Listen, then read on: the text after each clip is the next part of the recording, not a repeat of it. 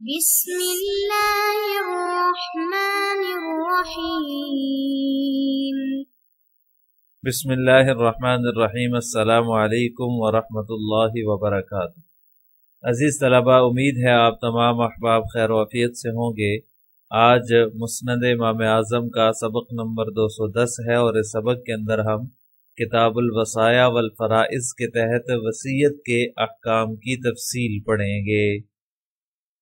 کتاب الوصایا والفرائض بیان احکام الوصیت وبه قال حدثنا ابو حنیفہ عن عطاء عن ابیہ عن سعد بن ابی وقاص رضی اللہ تعالی عنہ قال دخل علی النبی صلی اللہ علیہ وسلم يعود في مرض فقلت یا رسول اللہ اوصی بمالی کلہ قال لا قلت فنصفه قال لا قلت فثلثه قال والثلث كثير لا تدعوا أهلك يتكففون الناس۔ وفي رواية أن رسول الله صلى الله عليه وسلم دخل على سعد يعود قال أوصيت قال نعم أوصيت بمالي كله فلم يزل رسول الله صلى الله عليه وسلم يناقصه حتى قال الثلث والثلث كثير۔ وفي رواية عن عطاء عن أبيه عن جده عن سعد رضی اللہ تعالی عنہ قال دخل رسول اللہ صلی اللہ علیہ وسلم يعودنی فقلت یا رسول اللہ اوصی بمالی کلہ قال لا قلت فبالنصف قال لا قلت فبالثلث قال فبالثلث والثلث كثير ان تدع اهلك بخير خير من ان تدعهم عالة يتكففون الناس۔ اس روایت کا ترجمہ یہ ہے کہ حضرت سعد بن ابی وقاص رضی اللہ تعالیٰ عنہ فرماتے ہیں کہ میرے پاس جناب نبی کریم صلی اللہ علیہ وسلم عیادت کے لیے تشریف لائے کسی مرض میں، تو میں نے کہا یا رسول اللہ میں اپنے سارے مال کی وصیت کرنا چاہتا ہوں، تو آپ صلی اللہ علیہ وسلم نے فرمایا لا نہیں۔ میں نے عرض کیا نصف کی کر سکتا ہوں؟ فرمایا کہ نہیں۔ قلت فثلثی ہی، تو میں نے کہا کہ یا رسول اللہ میں اپنے تہائی مال کی وصیت کر سکتا ہوں، تو آپ صلی اللہ علیہ وسلم فرمایا کہ ثلث بھی زیادہ ہے، تہائی بھی زیادہ ہے، اپنے اہل خانہ کو اس حال میں نہ چھوڑو کہ وہ لوگوں کے سامنے ہاتھ پھیلانے پر مجبور ہو جائیں۔ اور فی روایت، اور اس طرح ایک روایت میں ہے کہ رسول اللہ صلی اللہ علیہ وسلم حضرت سعد رضی اللہ تعالیٰ عنہ کے پاس عیادت کے لیے تشریف لائے تو پوچھا کہ کیا وصیت کرنا چاہتے ہیں، تو انہوں نے فرمایا اوصیت بمالی کلہ، تو میں پورے مال کی وصیت کرنا چاہتا ہوں۔ تو نبی کریم صلی اللہ علیہ وسلم فلم یزل رسول اللہ صلی اللہ علیہ وسلم یناقصہ، مسلسل ان سے کم کرواتے رہے، حتی قال الثلث، یہاں تک کہ انہوں نے کہا کہ میں تہائی مال کی وصیت کرنا چاہتا ہوں، اور ثلث یہاں تک کہ فرمایا کہ ثلث ٹھیک ہے اور ثلث بھی جو ہے وہ زیادہ ہے۔ اور ایک روایت میں ہے کہ حضرت سعد رضی اللہ تعالیٰ عنہ سے مروی فرماتے ہیں کہ رسول اللہ صلی اللہ علیہ وسلم میری عیادت کے لیے تشریف لائے، فقلت یا رسول اللہ اوصی بمالی کلہ، میں یا رسول اللہ پورے مال کی وصیت کرنا چاہتا ہوں، تو آپ نے فرمایا نہیں۔ قلت، میں نے کہا کہ نصف کی، فرمایا کہ نہیں۔ قلت فبالثلث، وہ فرماتے ہیں میں نے کہا کہ ثلث جو ہے وہ تہائی جو ہے وہ صدقہ کر سکتا ہوں، تو آپ نے فرمایا فبالثلث والثلث کثیر، ثلث کر سکتے ہو لیکن ثلث بھی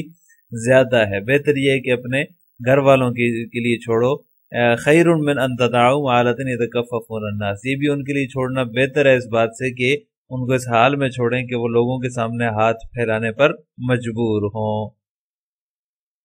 عزیز طلبہ، اس روایت کے اندر حضرت سعد بن ابی وقاص رضی اللہ تعالی عنہ کا واقعہ مذکور ہے کہ جب وہ بیمار ہوئے تو آپ صلی اللہ علیہ وسلم ان کی عیادت کے لیے تشریف لے گئے، تو انہوں نے پوچھا یا رسول اللہ میں اپنے مال کو جو ہے وہ وصیت کرنا چاہتا ہوں اپنے مال کی، تو آپ صلی اللہ علیہ وسلم نے اسے 1/3 مال کی وصیت کی اجازت دی، یعنی کہ ان کو یہ کہا کہ 1/3 مال آپ وصیت کر سکتے ہیں، اگر وہ بھی نہ کریں تو بہتر ہے۔ اگر آپ نے سارا مال وصیت کر دیا تو اس سے یہ ہے کہ تمہاری اولاد جو ہے وہ تمہارے اہل خانہ جو ہیں وہ لوگوں کے سامنے ہاتھ پھیلانے پر مجبور نہ ہو جائیں۔ اس سے بہتر یہ ہے کہ سارے مال کی وصیت نہ کریں، اگر کرنی بھی ہے تو صرف 1/3 مال کی وصیت کریں۔ تو وصیت کے بارے میں شریعت کا یہ نہایتی اہمیت کا حامل یہ اصول ہے کہ 1/3 مال کی وصیت جائز ہے، اس سے زیادہ کی وصیت جائز نہیں ہے۔ تو حضرت سعد بن ابی وقاص رضی اللہ تعالیٰ عنہ کو بھی آپ صلی اللہ علیہ وسلم نے اسی وجہ سے روکا کہ اگر آپ جو ہے وہ پورا مال وصیت کر دیں گے تو آپ کے اہل خانہ جو ہے وہ در بدر کی ٹھوکریں کھانے پر مجبور ہو جائیں گے۔ تو اس سے جو ہے وہ پتہ چلتا ہے اور غور کرنا چاہیے، سوچنا چاہیے کہ جو لوگ اپنی ساری جائیداد کسی مذہبی تنظیم کو یا کسی جو ہے وہ کسی بھی جو ہے وہ ادارے کو وصیت کر جاتے ہیں اور ان کی اولادیں جو ہیں وہ در بدر ہو جاتی ہیں، جگہ جگہ کی خاک چھانتی پھرتی ہیں، اور جو ہے وہ اس اصول کا احساس جو ہے وہ اس وقت ہوتا ہے جب ایسے کسی کو بندہ دیکھے کہ ان کے جو ہے وہ سربراہ جو تھا وہ کتنا مالدار تھا اور اس کے پاس کتنی دولت تھی، اور اس نے اپنی دولت جو ہے وہ اپنی اولاد کے لیے چھوڑنے کی بجائے، اپنے اہل خانہ کے لیے چھوڑنے کی بجائے کسی تنظیم کو یا کسی ادارے کو وہ پوری کی پوری وصیت کر دی، اور اس کی اولادیں جو ہے وہ در بدر کی ٹھوکریں کھانے پر مجبور ہو گئی۔ تو اس اصول کی اہمیت کا تب اندازہ ہوتا ہے۔ اس لیے حضرت سعد بن ابی وقاص رضی اللہ تعالیٰ عنہ کو بھی آپ صلی اللہ علیہ وسلم نے منع فرمایا تھا۔ یہ حضرت سعد بن ابی وقاص رضی اللہ تعالیٰ عنہ رشتے میں آپ صلی اللہ علیہ وسلم کے ماموں لگتے تھے، اسی لیے آپ صلی اللہ علیہ وسلم نے انہیں اس طرف متوجہ کیا تو انہوں نے اپنے اس ارادے سے رجوع کر لیا، اور پھر جس طرح آپ صلی اللہ علیہ وسلم نے فرمایا اسی طرح انہوں نے 1/3 مال کی وصیت کی، پورے مال کی وصیت نہیں کی۔ وبه قال حدثنا ابو حنیفة عن ابی الزبیر عن جابر رضی اللہ تعالی عنہ ان رسول اللہ صلی اللہ علیہ وسلم قال لا يرث المسلم النصرانی الا ان يكون عبده او امته۔ حضرت جابر رضی اللہ تعالیٰ عنہ سے مروی ہے کہ رسول اللہ صلی اللہ علیہ وسلم نے ارشاد فرمایا لا يرث المسلم النصرانی، کوئی مسلمان عیسائی کا وارث نہیں ہو سکتا الا ان يكون عبده او امته، الا یہ کہ وہ اس کا غلام یا باندی ہو۔ عزیز طلبہ، اس روایت میں آپ صلی اللہ علیہ وسلم نے فرمایا کہ کوئی مسلمان عیسائی کا وارث نہیں بن سکتا۔ تو وراثت سے محروم کرنے والی چیزوں میں سے ایک چیز جو ہے وہ اختلاف دین بھی ہے، جو انسان کو وراثت سے محروم کر دیتی ہے، یعنی دین مختلف ہو تو بھی وراثت نہیں ملتی۔ اگر کوئی شخص مسلمان ہو اور اس کا باپ کافر ہو تو اس کو وراثت ملے گی یا نہیں ملے گی، یا پھر کسی کا کوئی مسلمان ہو اور اس کا جو ہے وہ کافر ہندو ہو یا پھر کوئی عیسائی ہو یا یہودی ہو، کوئی بھی ہو بھلے،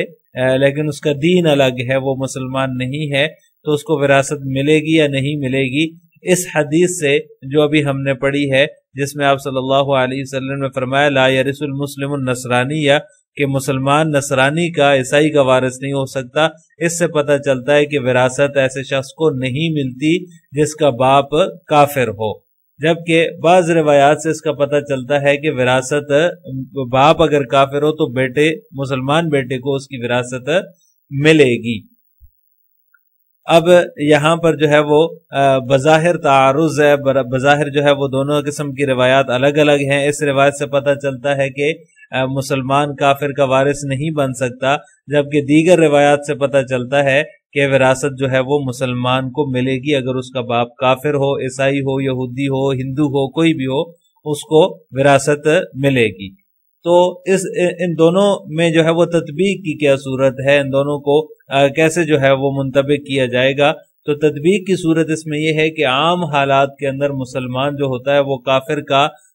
کافر کی وراثت اس کو نہیں ملتی، وہ اس کافر کی وراثت کا حقدار نہیں ہوتا۔ لیکن اگر مرنے والا کافر مسلمان کا غلام یا باندی ہو تو ولا مسلمان کو ہی ملتی ہے، یعنی کہ یہ یہاں پر جو صورت بیان کی گئی ہے وہ اس صورت میں ہے جیسے کہ اس حدیث میں بیان ہوا ہے کہ اگر وہ اس کا غلام یا باندی ہو تو جو مرنے والا کافر ہے وہ مسلمان کا غلام یا باندی ہو تو پھر مسلمان کافر کا جو ہے وہ وارث بن سکتا ہے۔ مثال کے طور پر ایک مسلمان نے جو ہے وہ غلام کو آزاد کیا اور غلام کی ولا جو ہے وہ آقا کو ہی ملتی ہے، جو آقا اس کو آزاد کرتا ہے اس کے غلام کے مرنے کے بعد اس کو ولا مل جاتی ہے، جو کچھ اس کے ترکے میں ہوتا ہے وہ اس مسلمان کو مل جاتا ہے۔ تو لہٰذا اس آقا کو مل جاتا ہے. تو لہٰذا اس نے اگر کافر غلام کو یا کافر باندی کو آزاد کیا ہے تو اس صورت میں اس کو ولا ملے گی، اس صورت میں وہ کافر کا وارث بن سکتا ہے. ویسے عام حالات میں اگر کسی کا باپ کافر ہے، بیٹا مسلمان ہے، باپ ہندو ہے، بیٹا مسلمان ہے، باپ عیسائی ہے یا یہودی ہے، جو کچھ بھی ہے، کافر ہے اور بیٹا مسلمان ہے، تو اس صورت میں اس کو وراثت نہیں ملے گی. لہٰذا ان دونوں قسم کی روایات کے اندر یہ تطبیق ہو جاتی ہے کہ عام حالات میں مسلمان جو ہے وہ کافر کا وارث نہیں بن سکتا، مسلمان کو کافر مورث کی وراثت نہیں ملتی. لیکن اگر مرنے والا کافر ہو تو مسلمان کافر مسلمان کا غلام یا باندی ہو تو اس صورت میں مسلمان جو ہے وہ کافر کا وارث بن سکتا ہے. بیان احکام الفرائض وبه قال حدثنا ابو حنیفۃ عن طاؤوس عن ابن عباس رضی اللہ تعالی عنہما قال قال رسول اللہ صلی اللہ علیہ وسلم الحق الفرائض بأہلها فما بقی فلأولی رجل ذکر. اس روایت کا ترجمہ یہ ہے کہ حضرت ابن عباس رضی اللہ تعالی عنہما سے مروی ہے، وہ فرماتے ہیں رسول اللہ صلی اللہ علیہ وسلم نے فرمایا الحق الفرائض بأہلها، وراثت کے حصے ذوی الفروض میں تقسیم کر دیا کرو. فما بقی فلأولی رجل ذکر، جو باقی بچے وہ قریبی مذکر شخص کو دے دیا کرو. عزیز طلبہ، یہ جو روایت ہے یہ علم الفرائض کے اندر بڑی اہمیت رکھتی ہے. اس پر جو ہے وہ جو اس علم الفرائض کے ماہرین ہیں، وراثت کے ماہرین ہیں، انہوں نے تفصیلی کلام کیا ہے، جس کا خلاصہ یہ ہے کہ شریعت نے کچھ لوگوں کے حصے جو ہے وہ متعین کیے ہیں. مرنے والے کے ترکے میں وہ کتنا حصہ دار ہوگا یہ متعین کیا ہے. تو ایسے لوگوں کو ذوی الفروض کہا جاتا ہے، یعنی شریعت میں وراثت کے حصے جن کے لیے متعین ہیں ان کو ذوی الفروض کہا جاتا ہے. ان میں 4 مرد اور 8 عورتیں ہیں. 4 مرد باپ، دادا، شوہر، اخیافی بھائی، ماں، بہن، بیٹی، بیوی، دادی وغیرہ جو ہے یہ اس کے اندر 8 رشتے آ جاتے ہیں. یہ 8 رشتے، 4 مرد اور 8 عورتیں، 12 رشتے ٹوٹل بن جاتے ہیں. یہ 12 رشتے جو ہیں یہ ذوی الفروض کہلاتے ہیں. سب سے پہلے جو ہے وہ میت کے جو ترکہ ہوتا ہے اس میں تجہیز و تکفین کا کام ہوتا ہے، اور حقوق کی ادائیگی ہوتی ہے. اس کی جو کسی کا حق ہے، اگر کوئی قرض دینا ہے تو وہ قرض کی ادائیگی ہوگی. اس کے بعد اس کی تجہیز و تکفین کا انتظام کیا جائے گا. بعض اوقات تو ایسا ہوتا ہے کہ تجہیز و تکفین اور حقوق کی ادائیگی، اور اسی طرح تیسرا کام جو ہے وہ تقسیم ترکہ کا ہے، ذوی الفروض کو ان کے حصے دینا. یہ سب کچھ ادا کرنے کے بعد جو ہے وہ مال بچ جاتا ہے. بعض اوقات تو پورا تقسیم ہو جاتا ہے، لیکن بعض اوقات ایسا ہوتا ہے کہ کچھ حصہ باقی بچ جاتا ہے. اب ظاہر سی بات ہے، جو پہلی صورت ہے کہ حقوق کی ادائیگی ہو گئی، تجہیز و تکفین ہو گئی، تقسیم ترکہ ہو گیا، ذوی الفروض کو ان کے حصے دے دیے گئے، اس صورت میں تو کوئی پیچیدگی نہیں ہے، اس صورت میں کوئی مشکل نہیں ہے. لیکن اگر سب کچھ کر لینے کے بعد بھی، تجہیز و تکفین کے بعد، تقسیم ترکہ، قرض کی ادائیگی وغیرہ وغیرہ کے بعد جو ہے بھی کچھ حصہ بچ جاتا ہے، تو اس صورت میں کیا کیا جائے؟ تو اس صورت کو اس حدیث میں بیان کیا گیا ہے کہ جو اس میں سب سے قریبی رشتہ دار ہے، مرد جو قریبی رشتہ دار ہے میت کا، وہ اس کو دے دیا جائے. ما بقیہ جو ہے، جو حصہ بچ چکا ہے وہ اس کو دے دیا جائے. یعنی کہ جو عصبہ ہوتا ہے وہ عصبہ میں تقسیم کیا جائے گا، باقی بچ جانے والا حصہ. تو اسی بات کو اس حدیث میں بیان کیا گیا ہے. عصبہ یعنی کہ ورثاء کی نسبت جو ہے وہ مثال کے طور پر اگر بیٹا فوت ہوا ہے تو اس کا سب سے قریبی جو رشتہ دار ہے وہ باپ بنتا ہے. باپ کا حصہ جو ہے وہ شریعت نے سدس متعین کیا ہے، اس کا چھٹا حصہ ہے، تو چھٹا حصہ اس کو مل گیا ہے. دوسرے ورثاء کو بھی ان کا حصہ دے دیا گیا ہے، لیکن چونکہ باپ جو ہے وہ سب سے قریبی رشتہ دار ہے میت کے ورثاء کی بنسبت، تو اس لیے قریبی رشتہ دار کو عصبہ کہا جاتا ہے. اور عصبہ ہونے کی وجہ سے جو سب کے اوپر تقسیم کرنے کے بعد بھی مال بچ جاتا ہے، تقسیم ترکہ، تجہیز و تکفین، حقوق کی ادائیگی کے بعد بھی بچ جاتا ہے، تو وہ اس باپ کو ملے گا، یعنی کہ جو عصبہ ہے. اگر کسی جگہ باپ کے علاوہ کوئی اور عصبہ ہے تو پھر اس کو وہ ما بقیہ جو ہے وہ اس کو ملے گا۔ یہ میں نے جو مثال دی ہے باپ بیٹے کی، بیٹا فوت ہوا اور اس کی حقوق کی ادائیگی ہو گئی، اس کے ترکے میں سے تجہیز و تکفین ہو گئی اور جو ہے وہ ترکہ تقسیم ہو گیا، پھر بھی کچھ حصہ بچ گیا تو پھر وہ باپ کو عصبہ ہونے کی وجہ سے مل جائے گا۔ آخر میں آپ سے 2 سوال ہیں۔ نمبر 1، اپنے مال میں سے کتنے مال کی وصیت جائز ہے؟ نمبر 2، مسلمان کس صورت میں کسی کافر کا وارث بن سکتا ہے؟ ان دونوں سوالوں کا جواب آپ نے کمنٹ باکس میں دینا ہے۔ السلام علیکم ورحمۃ اللہ وبرکاتہ۔